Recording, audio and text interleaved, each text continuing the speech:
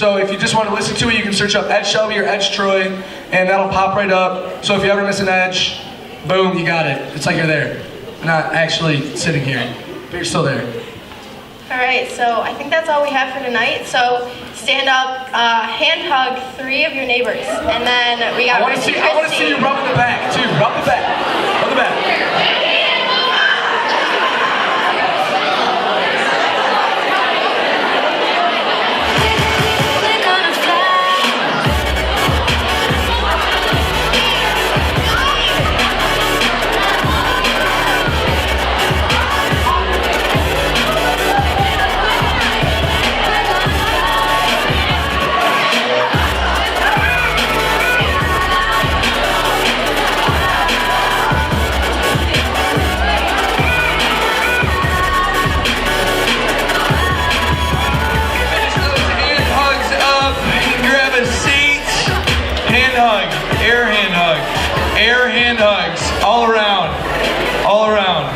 Leave enough room for Jesus on those hugs. Just kidding. Well, hey guys, welcome to Edge. Like Jared and Kate said, my name is Richie Christie. If you have no idea who I am, I am on the team here. I'm excited you guys came out tonight. It's going to be great. We have an awesome night coming up. But here, they mentioned it, but I want to hit it again. Guys, Crosstown Showdown. All right, you need to get there. How many teams we got represented in the house right now? 1, 2, 3, yeah. Yes. All right. Hey, we're playing Woodside Wake in some of the games. I heard someone drop this line. I think it's pretty good. If you got any friends at Woodside, we're about to put Wake to sleep. So get there. It's going to be great. And we got Chick-fil-A, so I don't know. Why else wouldn't you go? But it's going to be a blast. Well, hey. If you weren't here last week, we started a brand new series called Exposed, and we're really excited about this series. We're in week 2 of it, but if you weren't with us last week, we really began this conversation talking about identity. Identity, really the idea of like, who are you? And what are you all about? Who are you really? We kind of dug deep into that question, or maybe even asked the question of how do you see yourself? Maybe you don't remember, but last week we talked about this idea that the voice we listen to is the one we belong to. And what that is all about. And so tonight, I'm excited because we're going to jump into week 2 and go even deeper into that concept, that idea of identity. But how many of you guys have ever been in a position where you knew what you needed to do, you knew the right thing to do, or you were asked to do something and knew what you should do, but when it came down to crunch time, when it came down to the decision, you either failed to do what you needed to do, or you just straight up were like, I'm not going to do it. Anybody ever been there?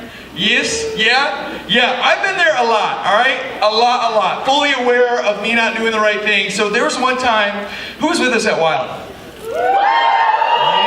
Yeah, so back in the day, when I was in high school, some of you guys saw those pics last week, and I was up at Spring Hill Camps. Who went down the zip line? Anybody go down the zip line while they're there? So, I had a group of friends, and we were about to get on the zip line. All right, and so all week, we were like the kids who caused trouble, right? We were the kids who were putting poop in cabins, who were lighting off smoke bombs, were caught wreaking havoc, we were going nuts. We were those kids. And so my counselor comes to us and he goes, guys, you know you can go on the zip line, but please follow the rules, okay? There's just one rule, just don't go upside down. And we're like, okay, do it.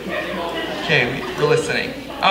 So anyways, we get up on the zip line, dude, and we're going, and we get down there, and you're at the top of it, and they're like, all right, 3, 2, 1, everyone say ready, and we're like, ready, right? And so it's this epic, like, thing where you're like, a lot of people, anybody like scared to get off the zip line where you're like, right? Well, me, I'm like, let's do this, baby! And so we go, and we jump off the ledge, we go down the zip line, and immediately all of our friends are like, this is our time, right? Boom, flipping upside down. Ride that baby upside down the whole way. It was so fun. Don't do it ever. And so we get to the bottom, we're like, dude, that was sick, bro, that was so fun. And we get down there, and we see our counselor, and he's standing there like, right? And so he's like, get over here, right now, boys. And so he calls us over there, and we're like, oh gosh. You ever get in trouble with a group of friends, and you're all like, if I look at him, I'm gonna laugh. Like, I can't do this, right? And so he's like, yo, I told you not to do it. Like, like, why can't you guys just listen? Like, all this stuff, like, blah, blah, blah, blah. And we're like, yeah, we're sorry. Like, not really though, right? And so he's like, you guys can't go on any more activities, all this stuff. And then we're like, I'm really sorry, I'm so sorry. And it got to the end, but here's the deal. I knew exactly what not to do, and I did it anyways. Right? We're like kings of that. We love doing that. And sometimes it's funny, right? Sometimes you might do that with your mom or dad. They ask you to do something. You know you shouldn't do it. You do it anyways. Or how many of you guys ever play this game? I played it with my sibling, Patrick, growing up. Right? My parents would be like, stop touching each other. And so my brother would come up to me and be like, I'm not touching you. I'm not. I'm like, dude, I will drop kick you in the throat if you don't stop. Right? Right? And sometimes it's really funny. Like, you know what you shouldn't do. But tonight, we're talking about this idea of identity. And I don't know about you guys, but there's been times and moments in my faith that I knew the right answers. Right? I knew what I should do. I could sit here and quote this Bible verse or that Bible verse. I knew exactly what I should do. Yet when it came down to it, I still struggled to follow what Jesus wanted me to do. And follow him not just with my actions, but also with my beliefs, my thoughts, like we talked about last week, believing and seeing myself as he saw me. In fact, at times, even though I had all the best intentions, I wanted to grow, it felt like I wasn't growing at all. Anybody ever been there, right? You feel like everything's against you in growing with your walk with God. And if you were here last week, we talked about something like this a little bit. We talked about how a lot of times it's easy to believe the lies or the negative thoughts, and those can cause us to drift away maybe from truth, maybe from what God thinks of us and what he has. And we talked about these, and I said this. I said that even though that happens, there's moments, there's significant moments. Maybe you had one last week. Those moments where we might hear that whisper, right, or that nudge, or catch a glimpse, or experience something that shifts that negative perception of ourselves and says, you don't have to live like this. That there's actually something great within you.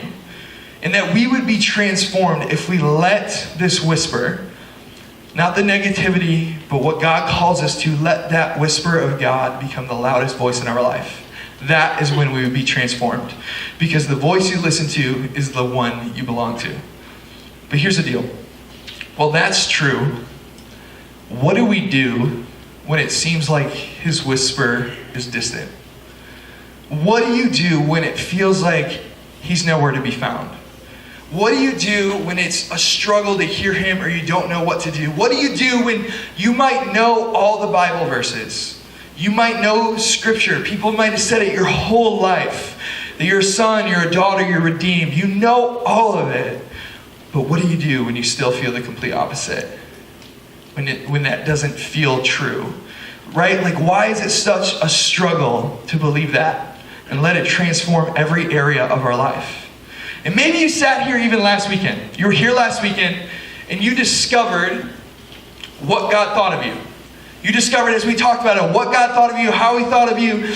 But as Monday rolled around, Tuesday rolled around, you slowly found yourself again drifting back. The same old you, same old thoughts, same old habits. So what do we do? I mean, have you ever been there? You had all the best intentions of the world. And maybe even after a while, right? You were there and you're like, this time it's for real. Like, me and Jesus, we're going to do this. It's going to be great. Yet, we sit here tonight, a few weeks later, and somehow, some way, that flame began to die down. And you start to drift back to that old way of doing things, that old life. I mean, that drifting. The drifting. We all do it, don't we? We've all been there. We've all drifted at times. And hey, maybe you're sitting here tonight. You've never been here before. You got invited by a friend. You're checking this Jesus thing out. And I'm even talking about this stuff. And you're like, I don't know, that doesn't really apply to me. Here's what I'll say. Is a lot of times Christians get a really bad rap. And the reason we get a bad rap is because people say that we're hypocrites, right? We do one thing or say one thing and then do another. Maybe you're sitting here tonight and you've always wondered, why does it feel like these people, these Christians, live one way, but then they say they believe another thing? I believe tonight that you're going to discover when we talk about that drifting back and forth of why that happens. Because that drifting between what God says and what everyone else says happens. And it's the struggle. So how do we fight it?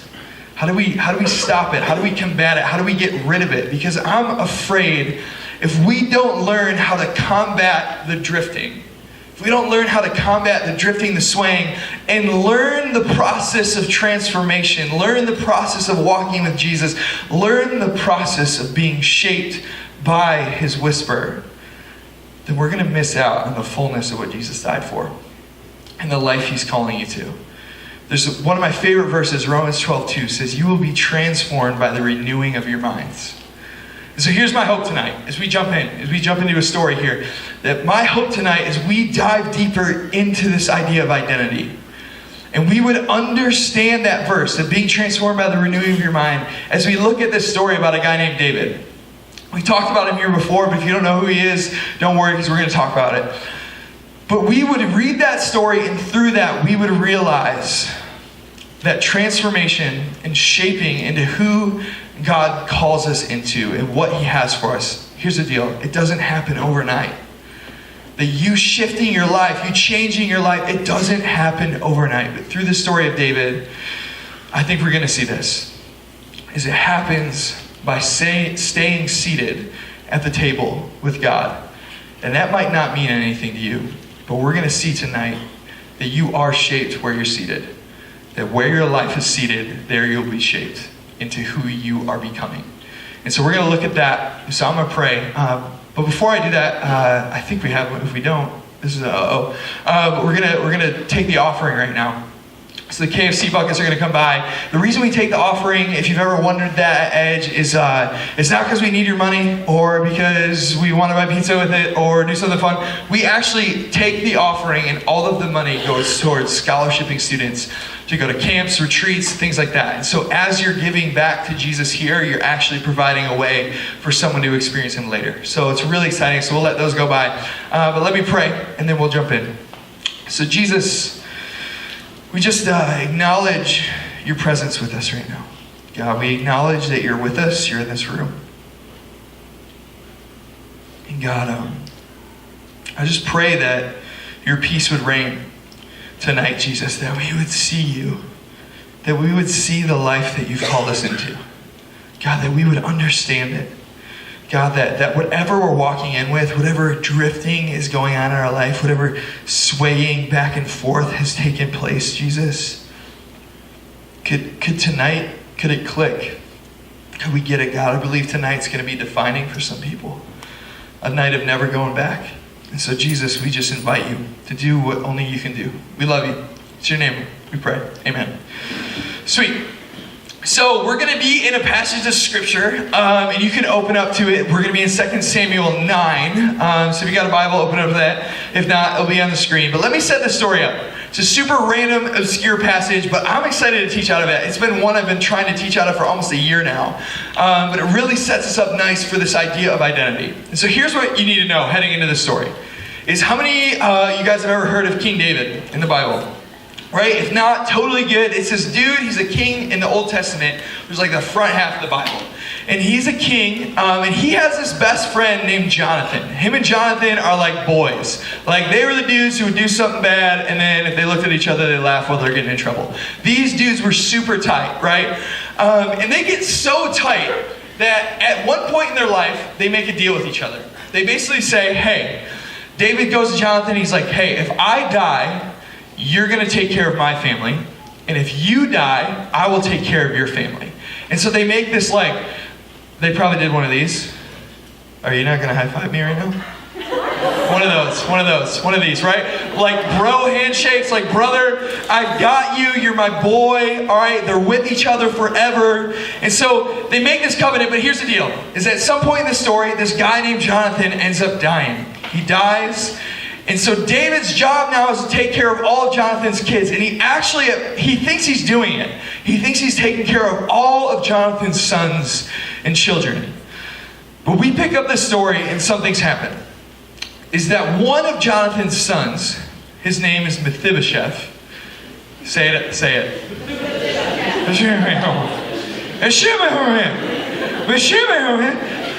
All right, so his son is actually living alone.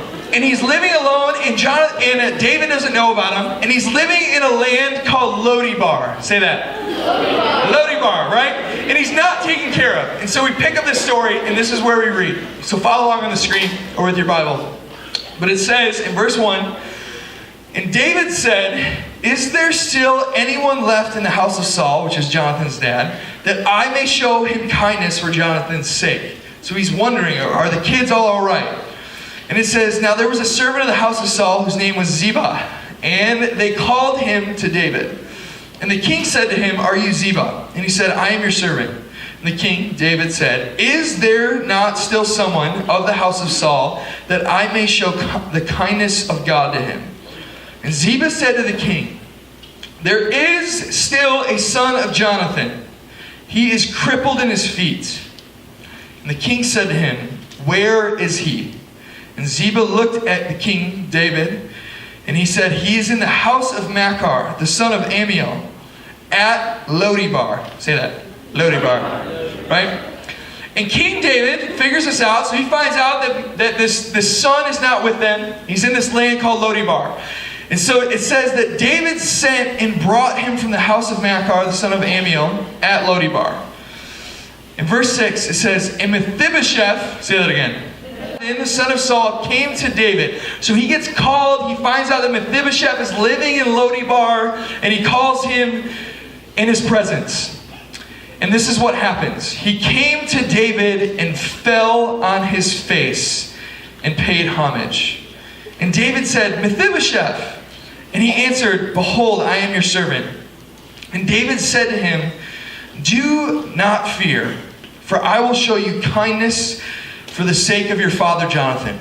And I will restore you to all the land of Saul your father. And you shall eat at my table always.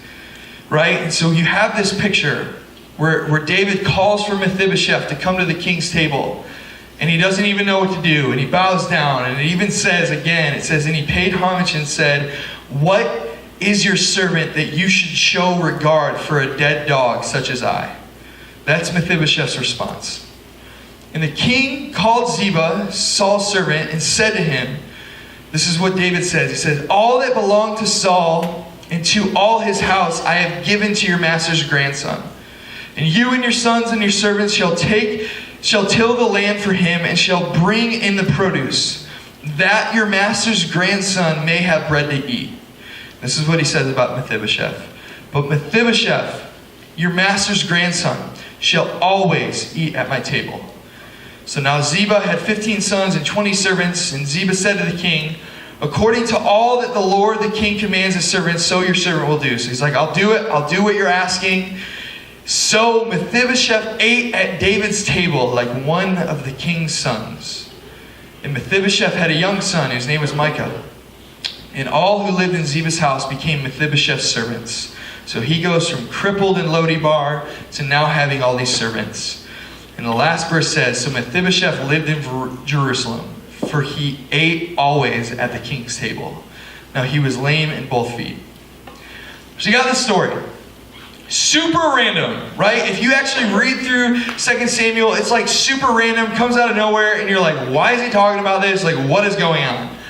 It's this really obscure story, but there's a few things we learn that I think are vital to our understanding of identity as we talk about Exposed, about this series, to learning why we drift from it. And so to understand this, I really want to take a look at these two places that are mentioned in the story, right? These two places mentioned in the story. The first place is a place called Lo-debar, right? And the second place is called the King's Table.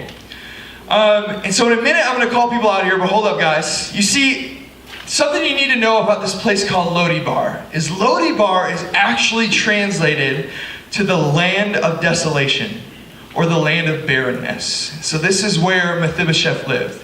And in the story, he gets called to the king's table. And so to illustrate this tonight, we're going to walk through this a little bit. We're going to be in between these two places a lot. So why don't you bring out the king's table, you guys? I got Jack and Ian. Man, they've been doing some bicep curls. They've been ready for this. Ready for this. You bring it over here. Dang. Hey, this is solid oak, all right? This is yeah, that's good. That's perfect. This is a legit table, right? Perfect, right? So at a table, you guys are good, thank you. At the table, you gotta have this really nice placemat, right? This is from a king's house. Just kidding, it's from mine. We got this really nice bowl from Crate and Barrel, made in China, made at the king's table, right? This sick anthropology candle, and this nice bouquet of flowers, right? The king's table, right? And then you got this other place called Lo-debar. So why don't you bring out Lo-debar? Lo-debar, the land of barrenness, the land of desolation. You said that there, perfect, awesome. So you got the land of desolation, which you got this stupid music stand, but we'll just represent it as this box, all right? You got this nice cardboard box, you got this king's table, right? And we're gonna be looking at a lot of these. And this is how I imagine these two places may be looking, right? You got, on one side you got Lo-debar, which is nothing. There's nothing in this box. There's just a cardboard box. And on the other side, you got this really nice table. Actually, this is the table that stays here during the week. This is the table that people get married at weddings in the chapel, right? It's set up, it's beautiful, it's this nice place. And so what we have first in the story is Mephibosheth, say that name again. He gets called out of a place called Lo-debar, say that again. Right? He gets called out of a place called Lo-debar. And you have this defining moment in the story, the moment where Mephibosheth is called out of Lo-debar into the king's table. And I want to read that again because it was so significant. It starts in verse 6. It says that he came and he fell on his face and paid homage to David once he gets called to the king's table. And David said, Mephibosheth. And he answered, Behold, I am your servant. And David said to him, Do not fear, for I will show you the kindness. For the sake of your father Jonathan, I will restore to you all the land that your father, and you shall eat at my table always. And he paid homage and said, What is your servant that you should show regard for a dead dog such as I? It's an interesting interaction. Super interesting, right? You have Mephibosheth come in, he gets called, and he's like, I'm not worthy. And he bows down, and he's like, I'm not worthy, I'm your servant. And David's like, whoa, buddy, chill, all right? Like, I'm really glad you're here, actually. Like, I want to hang out, eat at the table, right? And he tells him, he said, you shall eat at my table always. And so here's something interesting, is that wasn't just a flippant answer by David. That he actually said something that carried a lot of meaning culturally. He was saying that when you get called to the king's table, when you get called to the king's inner circle, it meant that you got to reside here for the rest of your life, to the day you died, which means that you had the highest form of protection out of anyone else in the kingdom, and that you would live the lavish lifestyle. You would be untouchable at the table because you were in the king's presence. And so David calls him to the table, and he says, sit here, you're going to be here forever. And his response is this. He says, well, I'm such a dead dog. Why would you want me here? I'm such a dead dog. How could you invite me here? Which reveals something super interesting and super important, especially for the story tonight. And it's this, that even though Mephibosheth is called to the king's table, he doesn't believe he belongs at the king's table. In fact, he doesn't even know how to sit there. He doesn't even know that he already has a seat. He's like, oh, I'm sorry. I'm your servant. Oh, I'm such a dead dog. And David never mentions a thing about his crippleness, a thing about Lo-debar. He says, you've got a seat at this table. But when Mephibosheth is called to the king's table, he has no idea how to act or what to do. You see, he's lived in Lo-debar his whole life. He has no idea how to live any differently. He's lived there his whole life. In fact, he's probably more comfortable in Lo-debar than sitting at the king's table. But what did we talk about earlier? And we see this already with Mephibosheth, because he sat his whole life in Lo-debar. It's this, that you're shaped where you're seated. And he was shaped in Lo-debar, because he was seated there his whole life, and he gets called to the king's table. And I believe this is actually the battle that we face day in and day out. This struggle of drifting, of going back and forth is this, is that we get called out of Lo-debar. That this is Lo-debar, this is where we once lived, maybe before we knew Jesus, before our life. And for Mephibosheth, what did it represent? I mean, translated, it said it was the land of desolation, the land of barrenness. He's crippled here. He's broken. He's an orphan. He's alone. He doesn't have anybody here. And for us, I don't think it's too far different. Because outside of the king's table, this is the land of insecurity.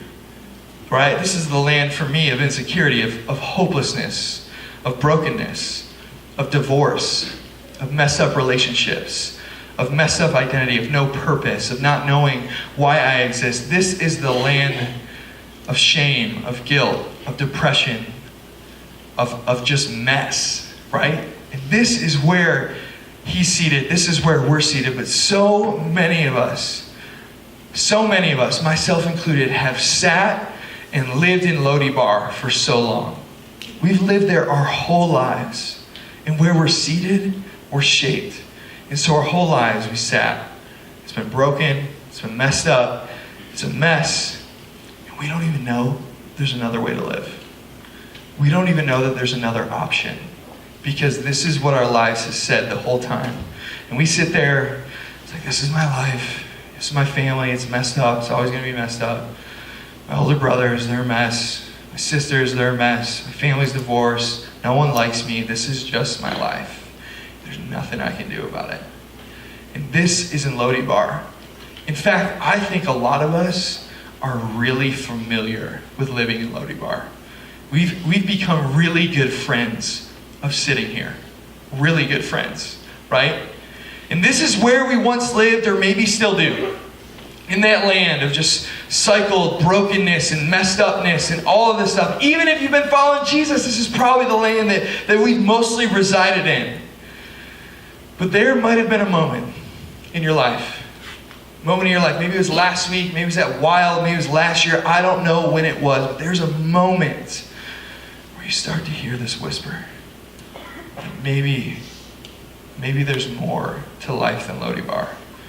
Maybe I don't have to live here. Maybe this isn't where I need to exist. You start to hear this whisper that maybe there's more. And we, just like Mephibosheth, get this opportunity where we get called to the king's table. We get called to the king's table, right? And so when that day happens, that day where we get invited to be with God, into relationship with God, to be with Him, Jesus calls us to the king table. How many of you guys are at Wild? Remember I talked about the table of truth?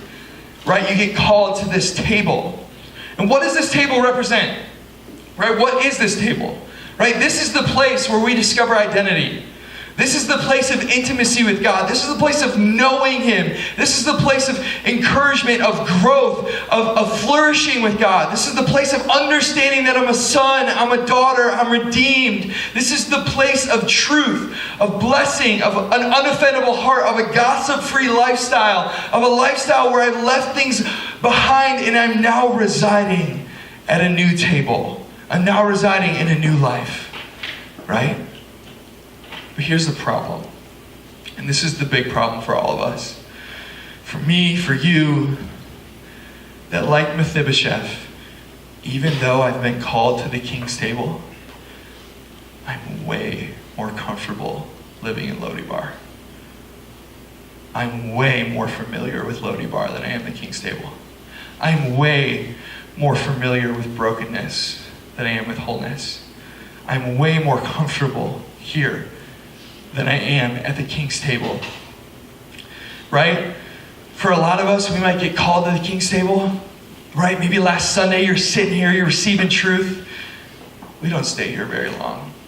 Right? It's like something's tugging us back over to Lo-debar all of the time, pulling us there, right? Maybe we stay there for a little while, but we're so used to the negativity, to the self-hatred, to the wrong thinking, because that's what we've been in, right? That's our life. The messed upness, the brokenness. And like I said last week, is the voice you listen to is the one you belong to. And so I'm listening to the stuff over here, and what happens when I'm listening here? I'm shaped where I'm seated. And so this is who I start to identify as. This is where I am, right? You might stay for a little while here, but you'll drift. And here's the battle. Here's why we drift. Here's why we drift. even though we've been called here, right? It's easier to gossip than to not, right? It's easier to fall back into drinking with my friends than to be the only one who's not, right? It's easier to look at porn than actually fight for purity, right? It's easier to get angry, frustrated, let it control me, than learn how to control my emotions, right? It's easier to be insecure. It's actually probably more comfortable for me to feel bad about myself than for me to walk in confidence, for me to know who I am. It's easier to look for love somewhere else than to sit at the table and discover I'm already loved. And so we drift and we go back and we discover that we're shaped where we're seated. We're always shaped where we're seated. And it's the battle, isn't it? It's the one we're all facing, the back and forth between the old life, the new life, to where Jesus is calling me to where I've been. I've been there, dude. Dude, I've been there. A lot of you guys know my story, but I gave my life to Jesus when I was 19. I was at Central Michigan, right? I was at Central Michigan. I gave my life to Jesus, and I remember even praying the night I gave my life to Jesus. I was like, Jesus, I have no idea what it means to follow you, but I don't think I have another choice, right? So I gave my life to him. And so I am all intended on being with these new Christian friends I meet, these guys in my small group, being bros with them, being with them, because I lived in a house at Central at the time where all of my roommates were in fraternities. We actually had this old room that no one lived in, just so some of my roommates could smoke in, so they didn't have to smoke in their own room. It was a mess in this house, and that was the lifestyle they lived. That's the lifestyle I lived, that I was in. Jesus calls me to the King's table. I have every intention of staying here. And so I get back from the spring break trip. I give my life to Jesus, right? And I'm living with these dudes, but I want to hang out with these guys in my small group. 2 weeks after I get back, one of my roommates is like, bro, we're throwing a toga party. And so these dudes in my house throw this huge toga party. And literally like 500 people show up at this toga party, right? And so for me, I headed into this party and I was like, I'll wear a toga, but I'm not going to drink. And so I go to this party and I have every intention of not drinking, of not falling into that, because I was trying so hard, I wanted it. And I'm there and I'm having fun with my friends, I'm goofing around. And my buddy's like, dude, come on. Come play beer pong with us. Like, let's do this. And I'm like, you know what, all right, this is one drink, it's not going to matter. Right? One drink turned to 2 that night, turned to 3, turned to 4. And I started to realize that even though I wanted to be here, it was like I was getting pulled to the other side, and I didn't know what to do. I didn't know how to battle it. And I woke up the next morning and I felt horrible about myself. I didn't know what to do. I hid it from my new friends because I was like, I didn't want them to know. Finally came out and they were like, dude, it's okay. Like, that's your struggle, but we all have that struggle. We all deal with this. Because this is the battle, isn't it? The battle between Lo-debar and the King's table. This is the battle. You want to know why we drift between the two places? By a place of identity and a place of not knowing who we really are? It's because you don't think that you deserve a seat at this table. Or you haven't learned to stay seated. That you've learned a lot more things in this land. You're a lot more comfortable here than you are here.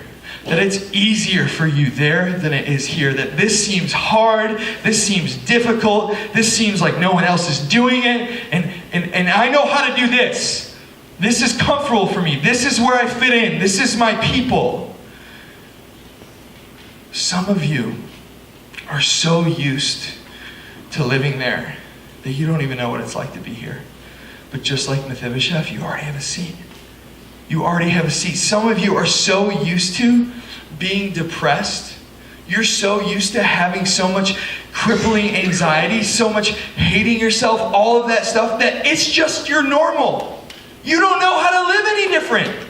It's just what you've lived in and you've existed in. And it's hard to change this way of living.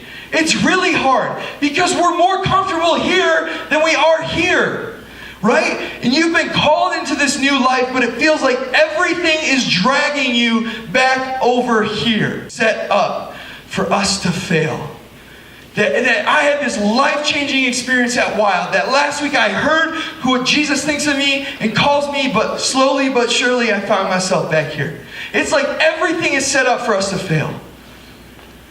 You know what we do? Oh man, God, I want to do better. And I can't find him. He's not speaking to me. He doesn't talk to me. I don't know what to do. I don't know what to read. So, this is just more comfortable. So I'll just go back here. And that's exactly what we do. We think everything is pulling us back there. But do you remember what we talked about at Wild? Even if you weren't there, do you remember the verse I read out of? I'm going to read it, even if you weren't there, just to catch everybody up. But I read this verse, Psalm 23, verse 4. Even though I walk through the valley of the shadow of death, I will fear no evil. For you are with me, your rod and your staff, they comfort me. You prepare a table before me in the presence of my enemies. You anoint my head with oil. My cup overflows. Even though I walk through the valley, you've prepared a table. Even though I've walked and lived and existed in Lo-debar, you've prepared a table for me. You've called me to the king's table. Even though chaos and bad things have ruled my life and are all around me, even though it feels like darkness is ensuing me and pursuing me, even though it feels like I can't get out of this life, you prepare a table before me in the presence of my enemies. You prepare a table before me in every situation. You prepare a table before me in the middle of the darkest hour. You always have a table for me. You see, he called you to the king's table. He's called you to the king's table. And it's always been before you. So what do we do now? Just sit down. Just sit down. Find the table, dude. It doesn't matter what's going on in life. That's a promise. That even though I walk through the lowest of lows, even though I walk through the valley of the shadow of death, literally the valley of the shadow of death, I'm seeing death. I'm seeing death's shadow. Even though I'm in the darkest place of my life, you prepare a table before me. The table is always there. It's always here. He's inviting you to sit at it. He's inviting you to sit at it, not to wander back at Lo-debar, but to sit with him and be with him, because you have a seat here. And this is where you receive from the Lord.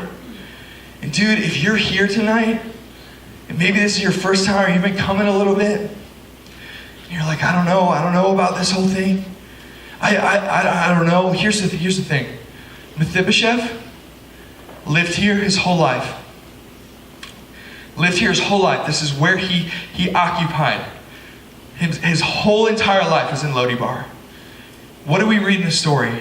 Mephibosheth did absolutely nothing to get a seat at the king's table. He did absolutely nothing. It was a promise that his father had made with another man, that I will bring all of your children at my table. Here's the deal. You, us, we don't deserve a seat at this table, but Jesus made a promise, and the promise was the cross, and he said, you don't have to live there anymore, and you don't have to pay a price to get here. I'll pay the price, I'll make the way, I'll pave the road, and I will give you the table always. The table is freely yours because of nothing you've done. And that's really good news, because you know what? The seat's never going to leave. You can't get kicked out of the table once you've been invited to the king's table. You can't get kicked out. He did nothing to deserve it. If you're here tonight and you're like, I know this place, guess what? There's another way to live. You actually don't have to live here anymore. You don't have to keep doing what you've been doing. You don't have to keep living how you've been living. There's another way, and the way is Jesus. And he's inviting you. He's inviting you to stay seated. But here's the deal. Is staying seated at the king's table never starts with your behavior. Don't miss this. Staying seated at the king's table doesn't start with your behavior. It always starts with your beliefs. It always starts with your beliefs. Do you believe that you belong here? It's actually the question, do I believe that Jesus has paid enough for every sin I've committed, for all the mistakes I've made? Do I believe he is who he says he is? Do I believe the gospel? That I did nothing, but he did everything for me to have this seat. Do I believe that? Or do I just crawl in my shame, crawl in this box, and I go back? Oh, I don't deserve it. I'm such a dead dog. I don't deserve that. I'm so sorry. I don't deserve that. See, like Mephibosheth, we see ourselves more as a dead dog than a son or daughter invited to the king's table. It's all you've ever known. I mean, for 15 years of your life, you've lived in Lo-debar, not feeling good enough, and now everything's changed. Yet you're more comfortable living there than here. And you hear you don't deserve it. You've done too much. You've lost your seat. All of this, or oh man, I'm never gonna get out of it. I can never get out of my friend group. Richie, you don't understand, dude. Every Friday, Saturday night, I'm with the same people. They do the same stuff. It's really hard. I can't get out of it. I don't know what to do. I don't know what steps to take. I don't know what to do. No. You have a seat. Find your seat. Sit down. Be with him. Because here's the deal. And I believe there's grace on this night for some of you. That some of you, it's a defining moment. Because here's what I know. That at some point in our lives, some point in my life, I need to wake up and realize there is a seat waiting for me, and I need to do everything I can to never leave the table. That at some point I need to make the decision. Some of us need to tonight draw a line in the sand and say, I'm never going back there. I'm never going back. There's a seat for me here. I'm never going back to this place ever again.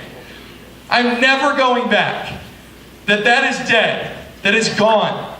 And that I drew a line in the sand and said, I'm going to fight to stay here because you've called me here.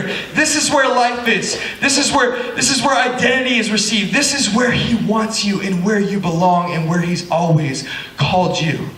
This is the battle. The rest of your life will be a battle to stay seated at this table. The temptation of your life will be to drift back and forth to Lo-debar. To go leave the table and go back. And most of us, we stay here for a little bit and then we go over here. No. I want my life to do everything it can to never leave the table. And if anyone tries to pull me away from the table, I'm going to punch him in the face. Because I'm not leaving the table. I'm not leaving. It's mine. It's rightfully mine. I get to be here. This is what it's all about. I'm not going back. Because you're shaped where you're seated. It's about believing that you've already belong here. But we don't believe it. And some of you it's beliefs, but some of you, I'll be honest, I'm saying this in love, but some of us it's actions. You know, some of us, honestly, we need to change our friend groups. Some of us, our friend groups are so in this place that it feels like this is distant, that I can't get here. Some of our environments need to change. Some of the environments you put yourself in, the situations we put ourselves in, we need to get out of them. There needs to be a point in my life where I go, I'm not going back. I refuse to walk back there. That Jesus has called me into new life. Here's the deal. If you claim that Jesus has changed your life, things in your life have to change. That it's not just about this emotion. That it's actually about obedience and life change. That he doesn't just make me feel good about myself and give me revelation of my identity just for me to be happy, but he does it because he's calling me into new life. Leaving this behind and walking and sitting here. He's called you to the table. So how do I stay seated? How do I stay here? How do I stay here? Listen, I don't know about you. I don't know your story. But for me, my story was that I drew a line in the sand. That I had to say I wasn't going back. And I literally just decided that I'm going to sit here and I'm going to receive and I'm going to listen. That if Jesus changed my life, things in my life have to change so he can transform me, shape me, because I am shaped where I'm seated. And I want to sit here. So sit here. This is where life is. It's the table of truth. And guess what? Even though you walk through the valley, it's there. The table, it's not just a physical place. It's everywhere. It's there for you. Sit down and be with him. Literally be with him. Don't process your life in your brokenness and your mess. Process your life with him. He will reveal new life to you. So here's the deal, is I'm going to call the band out. And we're going to jump into worship. But he's giving you a seat tonight. Are you going to stay seated? He's giving you a seat, an opportunity to process your life with him, to be with him, to tell him, listen, let him speak to you. He'll reveal what you need to know. Go to him. If you're feeling the negative feelings, the thoughts, the life stuff, all of that, go to him. Talk to him. Father, I feel stupid. Instead of just saying, I'm stupid. Father, I feel lonely. What do you want me to know at your table? Instead of just like, I'm alone. No one likes me. Right? Stay seated. Talk to him. Father, my parents, they're getting divorced. What do I do? Instead of, my life's over. Why would I ever take a shot at love? Never works. This is where we need to stay, because this is where truth is received. You need to draw a line in the sand. No more. No more. This summer, I'm going to let you in a little insight. Really up until probably last year-ish, really up until the summer, almost every time I spoke, I'd get off stage and I'd get absolutely destroyed by lies. That sucked. You're a bad speaker. You're not good enough. Someone's better than you. All this stuff. At one point a few years ago, my friend was like, why don't you just walk off and just ask the Lord what he thinks? And I would do that. It would feel good, and I'd get truth. I just beat myself up, man. It was hard, dude. I even preparing talks, I would sit there and rip on myself that I'm not good enough. Why can't I connect on this? Why isn't this good enough? All this stuff, dude. I was up speaking at a camp in the UP this summer, and I remember sitting there, and I was in the beautiful like Upper Peninsula, right on this lake. Everyone was tubing all day, and I'm stuck inside because I'm beating myself up because I can't get this message done, and I'm just destroying myself with lies. And so I'm talking to a few friends, and I'm texting them, and I'm like, guys, I don't know what to do. And one of them just texted me, and he said, dude, at some point you just gotta say no.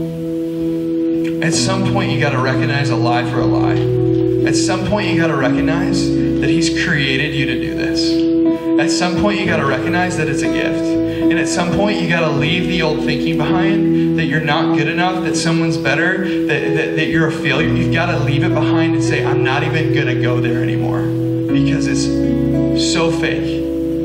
It's not true. And you've gotta stay seated and ask him, what is true? You need everything in your life needs to be filtered at this table. Not over here. Because he's called you here. He's given you a seat. And so what is he saying at that table? What is he saying? Some of you need to create new habits. You need to create a lifestyle that lets you sit here. To just sit, believe, and receive. You don't have to fight to stay seated. You don't have to strive. You don't have to try harder, put my hands up higher in worship, pray loud. No. Just sit. Just be with him. Just his presence is with you. That even in the presence of your enemies, his presence surrounds you. Even in the presence of darkness, he is with you. Do you realize that? So let me tell you, the heroes of the faith, the people that you look at their life and go, I want my walk with God to be like that, have learned to stay here. Have left that behind and said, at all costs, I will be here. Some of you, tonight's your night. That this isn't a night of giving your life to Jesus. This is a night of believing Jesus for who he says he is and never leaving. Never leave the table. He's with you. So here's what we're going to do is we're going to jump into worship. But I just want to do a listening prayer like we did last week, heading into it. And I'm just gonna read something off, and I want you to just sit there and receive. So if you got a pen, you can write it down, or maybe throw your phone on airplane mode, because I'm just gonna ask God a question and see what might come to your mind. If that's new to you, dude, literally just walk through it with me, and I'll explain it. But we've got to ask him at the table, what does he think of us? We've got to go there. We've got to sit with him and be with him and receive that. So I'm going to pray. So I want you guys to pray with me. So Jesus, we invite you to speak to us. Father, we just declare that you're Lord over all things. That you've purchased our seat. That by your blood, we have a seat at the table forever, God. And we thank you that by your blood, we've been forgiven, and so we can be in relationship with you and hear from you and know what you think of us. So last week, guys, we identified those lies. Even this week, as we read about Mephibosheth, he thought he was a dead dog, and man, we've got those thoughts about ourselves too. But it's time we take our seat at the table. So here's what I want you to do. As you're sitting there praying, I want you to just block out everything else, any distraction. Father, would you just give us peace and focus? No distraction. As you sit there, I want you to picture yourself going on a walk. Picture yourself on a walk. Maybe your favorite place to walk or a familiar place to walk. You're on this walk, and as you walk, you see this house. And there's something about the house that seems like it's inviting you in. So on your walk, you see this house, it invites you in. You continue to walk, and you're right in front of the house. And you walk up on this porch. You walk up on the porch of the house, and you stand there. Take a deep breath, and then boldly, you open the door. As you open the door, you see all that is inside this house is just a table. The table isn't empty. You see, sitting at the table is Jesus. You soon realize you are at the King's table. You see Jesus. He looks at you. He's overjoyed, he's happy to see you, and he invites you to come sit at the table and take your seat. You sit down at the table. As you sit down, you look at him, and you ask him this question. Jesus, how do you see me? Jesus, how do you see me in your kingdom? Jesus, what do you call me?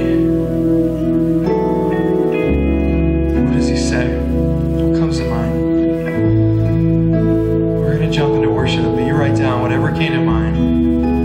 Maybe you sat there and you're like, I didn't sense anything, I didn't hear anything. It's totally okay. You can come talk to me after and we can pray together, but it's totally fine. Just take this moment to rest and be with him, to receive what he might have, and take your seat at the table.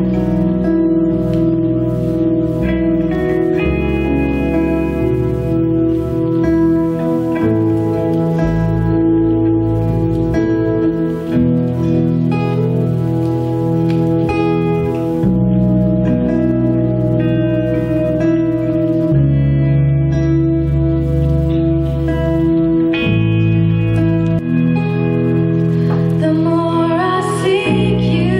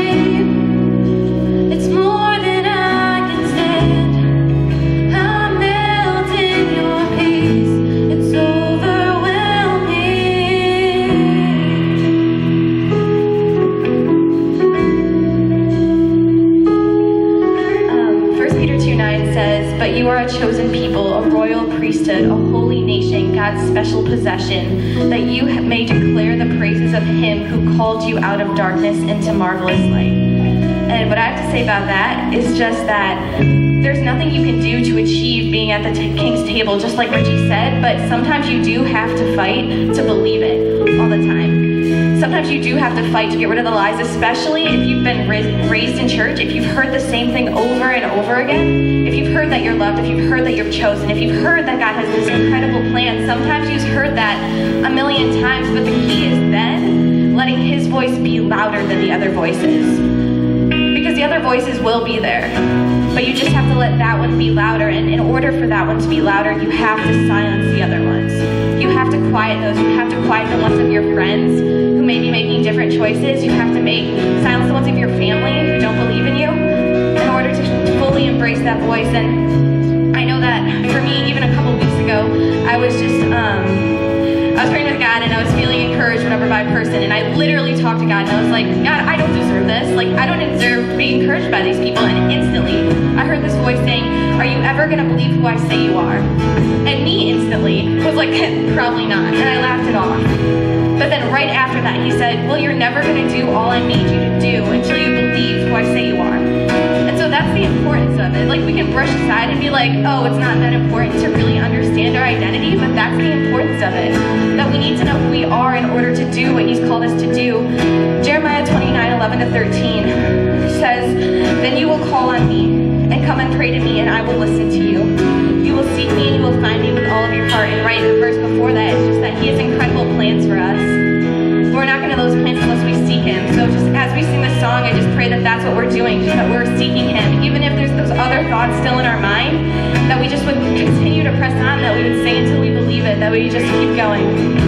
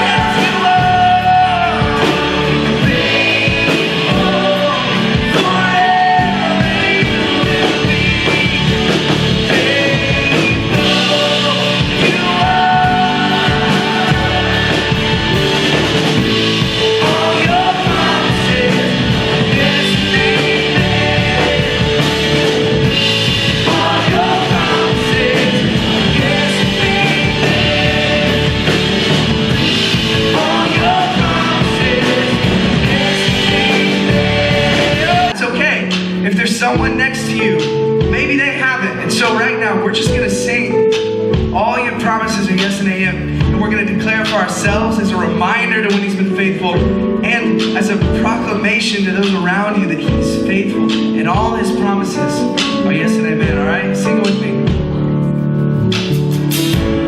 All your promises are yes and amen. Sing it out. Oh yeah.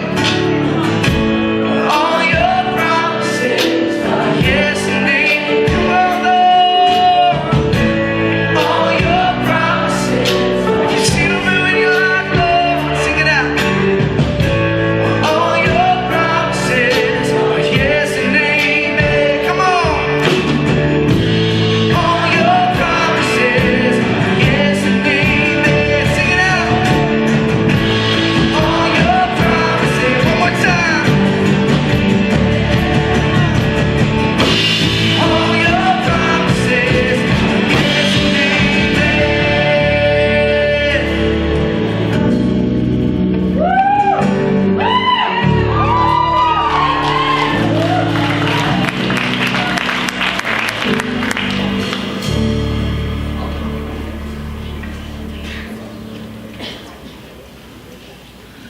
We're about to do some wild and crazy. How's that sound? I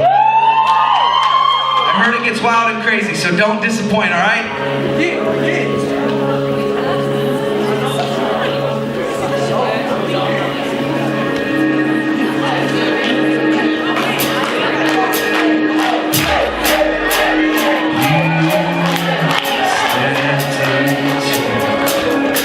My darkest night, freedom in your eyes.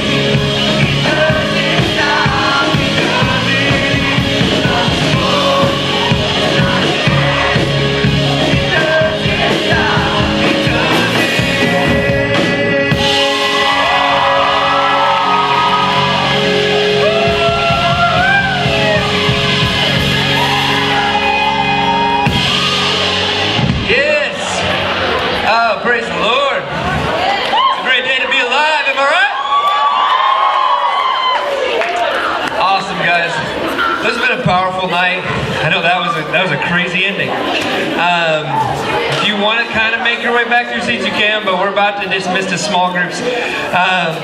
Gosh, I would just encourage you guys, hold on to the things that you heard like the Lord was speaking. As Richie was leading us through that prayer, and be sure to share those. Be sure to share those in small group. But thank you guys so much for coming out. We'll see you next week.